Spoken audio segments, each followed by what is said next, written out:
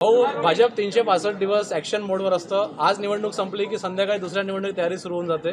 पण इतर पक्ष काही तुमच्या स्पर्धेमध्ये दूरपर्यंत नाही. या बैठकीमध्ये नागपूर, अमरावती, आज वर्धा इकडे आहे. काय काय वाटतं तुम्हाला, अपेक्षा काय? नाही, साधारणतः निवडणुकीच्या अगोदर बैठक आहे म्हणून तुम्हाला त्याच्यात काहीतरी नाविन्य वाटतं आहे. पण तुमच्या माहितीकरता सांगतो, आठवड्यात आमच्या 3 बैठका होत्या. काही झूमवर होतात, काही प्रत्यक्ष होतात, काही कोर टीमच्या बैठका होतात. आणि त्याच्यामध्ये फक्त निवडणूक हा विषय नसून पराभव झाला तर गाजायचं नाही, विजय झाला तर माजायचं नाही, या सूत्रांनी लोकांची मनं जिंकण्याच्या दृष्टीने आम्ही काय निर्णय करू शकतो, आम्ही जनतेची सेवा घेण्यासाठी काय योजना आखू शकतो, यावर मॅक्झिमम चर्चा होत असते. निवडणूक हे त्याचं बाय प्रॉडक्ट आहे. एखाद्या निवडणुकीत अपयश आलं म्हणून आम्ही खचत नाही आणि यश आलं म्हणून माजत नाही. आम्हाला याची जाणीव आहे की जनता जो प्रसाद देईल तो प्रसाद स्वीकारायचा असतो. तो कधी गोड असेल, कधी तुरट असेल, कधी खारट असेल, तो आंबट असेल, कडू असेल. जो प्रसाद देईल निवडणुकीत तो स्वीकारायचा आणि पुढच्या जनतेच्या हितासाठी निर्णय घेत जनसेवेसाठी पुढे जायचं. आजही निवडणुकीच्या दृष्टीने चर्चा होईल, पण याशिवाय या बैठकीमध्ये जिल्हानिहाय आत्ता शेतकरी बांधव जे अडचणीत आहे, संकटात आहे, समस्येचा सामना करताय, यावरही माहिती घेतली जाणार आहे. ज्या आम्ही 31,000 कोटीपेक्षा जास्त रक्कम, 31,628 कोटीचं पॅकेज हे शेवटच्या पंक्तीत बसलेल्या अडचणीत आलेल्या शेतकऱ्यांपर्यंत कसं पोचवता येईल या दृष्टीने ही चर्चा होणार आहे. फक्त निवडणूक एक निवडणूक, निवडणूक दोन्ही निवडणूक हे काँग्रेसचं सूत्र आहे.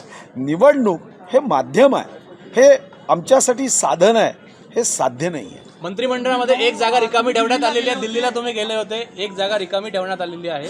तुमची वर्णी लागणार आहे अशी कार्यकर्त्यांमध्ये उत्साह आहे, चर्चा आहे. असं आहे, आम्ही कोणीही मंत्रिपदासाठी कधीही काम करत नाही. पक्ष जो सांगेल तो आदेश स्वीकारायचा आणि पुढे जायचं. मंत्रिपदासाठी आम्ही या अगोदरही काम केलं नाही. मंत्रिपदासाठी काम करायचं असतं तर 15 वर्ष आम्ही सत्तेच्या बाहेर होतो. अनेकदा आम्हाला राष्ट्रवादी आणि काँग्रेसच्या नेत्यांकडून आमच्यामध्ये या असं निमंत्रण यायचं. पण आम्ही आमचा विचारासाठी काम करतो, मंत्रिपदासाठी काम करत नाही. आमच्यासाठी प्रत्येक पद हे सेवेचं माध्यम आहे. आणि आजही मी आमदार आहे. विधानसभेत जनतेचे विषय घेऊन जनतेचे विषय सोडवण्यासाठी ताकद गावतोच आहे. हां, कधी उत्तर द्यायची जबाबदारी असते, कधी उत्तर घ्यायची दायित्व असतं. तर मी सध्या उत्तर घेणार आहे. जेव्हा उत्तर देणारा होईल तेव्हा चांगले उत्तर देईल, जेव्हा उत्तर घेणारा असेल तेव्हा चांगले उत्तर घेईल. अमित शहाची भेट झाली, काय चर्चा झाली बैठकीमध्ये? अमित भाई आमचे इतके मोठे नेते आहेत, त्यांची झालेली चर्चा अशी जाहीरपणे सांगायची असते का? आणि जाहीरपणे सांगायची असते तर मग आम्ही तिथं इन कॅमेरा मीटिंग घेण्याच्या ऐवजी तिथं कॅमेराचे केबल्स दिले असते आणि बैठक घेतली असती. अशा बैठकीची माहिती तुमच्या माध्यमातून जाहीर थोडी केल्या जाते. बैठक ही काही महत्त्वाच्या विषयावर असते.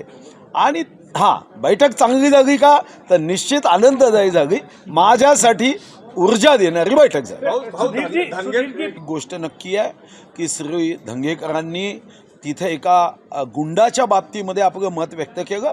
आणि मला व्यक्तिगत रीतीने वाटतं, तुम्ही कोणत्याही पक्षाचे असू द्या, सत्ताधारी की विरोधी, एखादा गुंड असेल तर त्याची बाजू कोणालाच घेता येणार नाही. मलाही त्या गुंडाची बाजू घेता येणार नाही.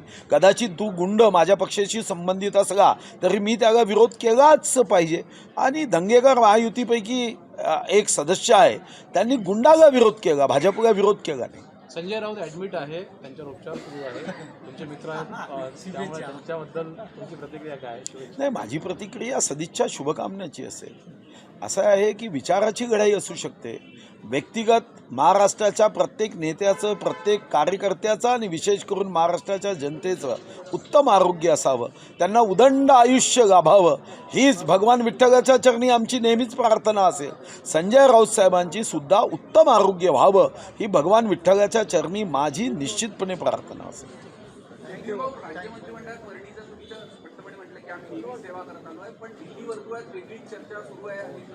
आता देवेंद्रजी येणार आहे, विचारून घ्या, म्हणजे तुमच्या समाधानासोबत माझंही समाधान होईल.